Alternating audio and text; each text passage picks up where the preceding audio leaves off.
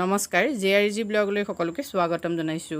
আজি আমি আলোচনা কৰিবলৈ লৈছো ষ্টাফ সিলেকশন কমিশনৰ MTS ৰিক্ৰুটমেন্ট সম্পৰ্কে। ইতিমধ্যে ষ্টাফ সিলেকশন কমিশনৰ পৰা MTS পদৰ বাবে নটিফিকেশন আহিছে, যিখন নটিফিকেশনৰ বাবে চাকৰি প্ৰাৰ্থীসকল যথেষ্ট আগ্ৰহেৰে ৰৈ আছিল।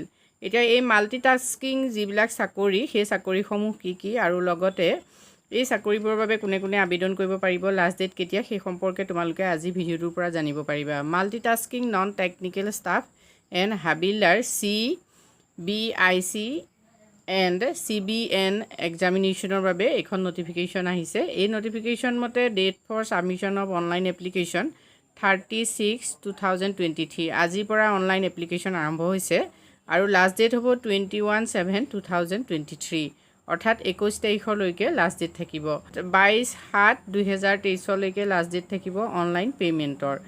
7 পে কমিশ্যনৰ আণ্ডাৰত ইয়াত দৰমহা দিয়া হ'ব। এতিয়া ভেকেঞ্চিখিনি চাই লোৱা। Tentative vacancy for the post as are under MTS, মানে মাল্টিটাস্কিং ষ্টাফৰ বাবে খালী আছে 1198টা এপ্ৰক্সিমেট পোষ্ট, অৰ্থাৎ এই পোষ্টসমূহ বেছিও হ'ব পাৰে, কিন্তু বৰ্তমান 1198টা আছে MTSৰ পদ। আৰু হাবিলদাৰৰ আছে, হাবিলদাৰ ইন CBIC এণ্ড CBNৰ আছে 360 এপ্ৰক্সিমেট।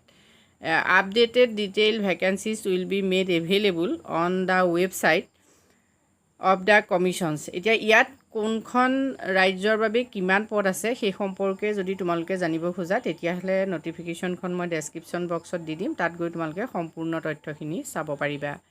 এতিয়া ৰিজাৰ্ভেশ্যন থাকিব SC ST বাবে, OBC বাবে আৰু EWSৰ বাবে বা বেঞ্চমাৰ্ক ডিজেবিলিটি সকলৰ বাবে। মাল্টিটাস্কিং পদৰ বাবে 18 পৰা 25 ভিতৰত হ'লে আবেদন কৰিব পাৰিবা আৰু হাবিলদাৰৰ বাবে 18 পৰা 27 বছৰৰ ভিতৰত হ'ব লাগিব। কেটেগৰী ৱাইজ এজ ৰিলেক্সেশ্যন চোৱা। SC ST বাবে 5 বছৰ, OBC বাবে 3 বছৰ, PWBDৰ বাবে 10 বছৰ আৰু PWBD3ৰ বাবে 13 ইয়াৰ্ছ, OBC হ'লে PWBD SC ST 15 years, ex ছাৰ্ভিচমেনৰ বাবে আছে 3 ইয়াৰ্ছ আৰু বিভিন্ন ধৰণৰ কেটেগৰী আছে। কেটেগৰীসমূহ তোমালোকে ইয়াত চাই ল'বা। এছেঞ্চিয়েল এডুকেশ্যন এণ্ড কোৱালিফিকেশ্যনখিনি চোৱা। Candidate must have pass matriculation examination, অৰ্থাৎ মেট্ৰিক পাছ হ'লে কেণ্ডিডেটে এই পদসমূহৰ বাবে আবেদন কৰিব পাৰিব। এপ্লিকেশ্যন ফিজ হ'ল 100 অনলি। ওমেন কেণ্ডিডেটছ আৰু SC ST আৰু ফিজিকেল ডিজেবিলিটি সকলৰ বাবে কোনো ধৰণৰ ফিজ নাই।